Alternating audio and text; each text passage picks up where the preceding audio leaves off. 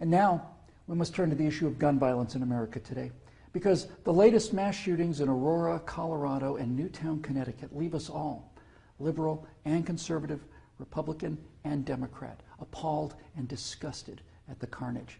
Now, some people, and that includes many of you in this room tonight, want to place the blame for this horror on things like 30-round magazines or semi-automatic rifles. We want to blame something, anything that we can control. But what we really want to ban is violence and murder and insanity. Now, we don't talk about that, though, because deep in our hearts, each of us knows that violence and murder and insanity are built into the human condition and likely always will be.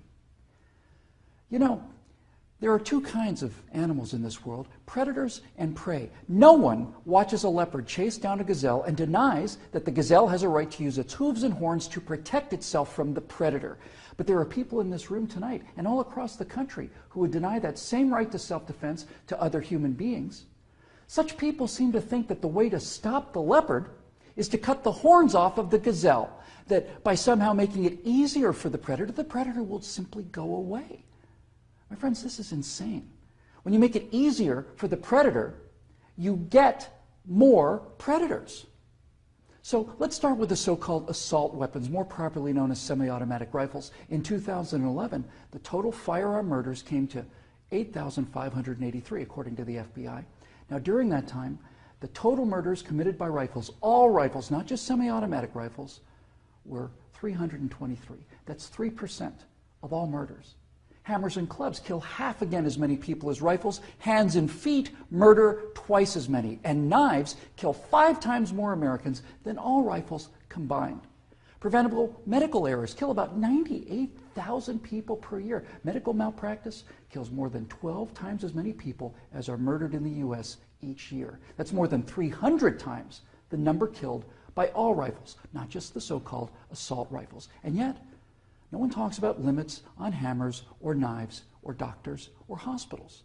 No one does that because the good we perceive from hammers and knives and doctors far outweigh their perceived harm. And yet, studies show that firearms prevent anywhere from 800,000 to over 2 million violent crimes every year. The lowest estimate means that 100 times more violent crimes were prevented with firearms than the total murders committed with firearms. That's 100 times as many. Now, in October of 2007, Amanda Collins was walking to her car after a night class at the University of Nevada at Reno.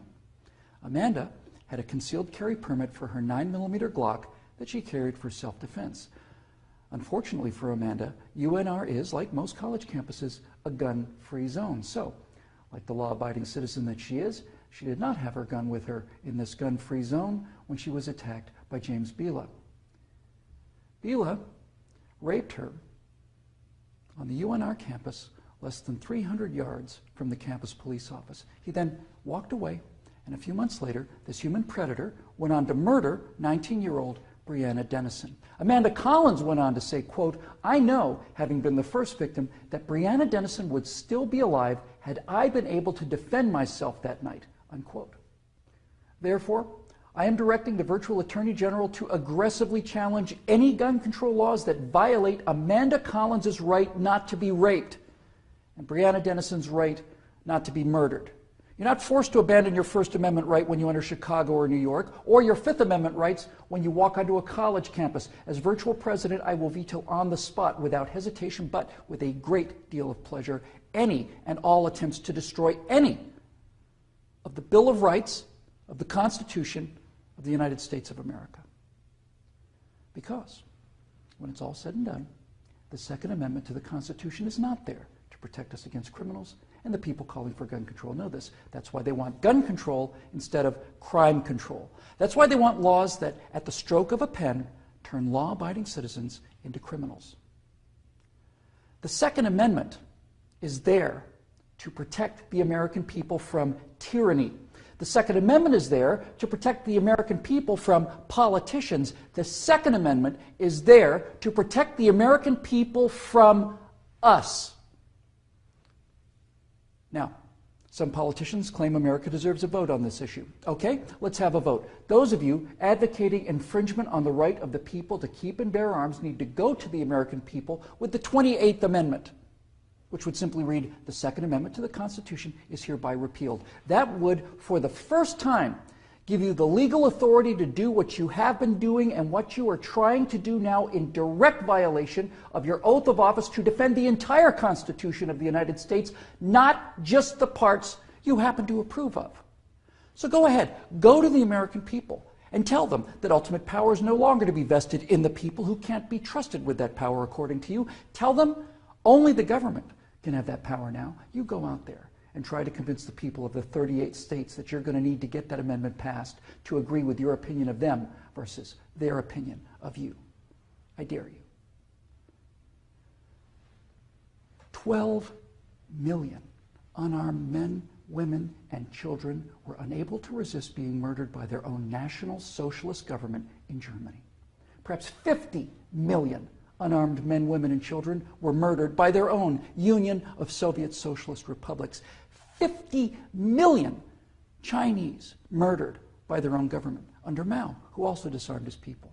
And in Cuba, and in Vietnam, and in the killing fields of Cambodia. Now you say that can't happen here? You say we're protected? By what? By the Constitution that you're in the process of destroying? You are in violation of your oaths of office by so much as introducing this legislation, let alone passing it.